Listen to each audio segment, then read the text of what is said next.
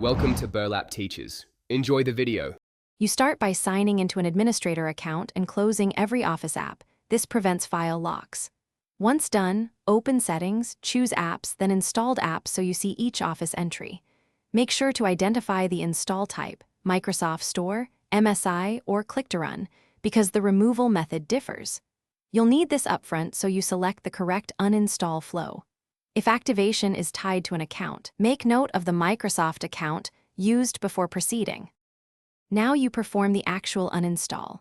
If the settings entry shows Microsoft Store or MSI, click Uninstall and follow prompts. That's straightforward. If Office is Click to Run, open Control Panel, go to Programs and Features, select Microsoft 365 or Office, and choose Uninstall.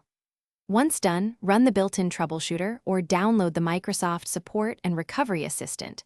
This tool targets click-to-run remnants. Make sure to reboot after uninstall to clear in-use files and allow system cleanup tasks to finish.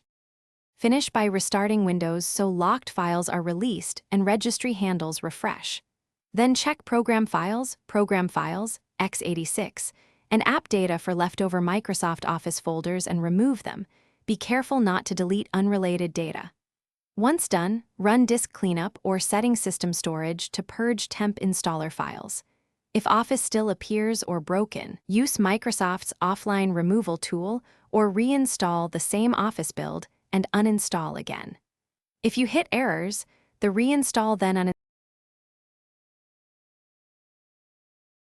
Thanks for watching. Consider subscribing if this video helped you.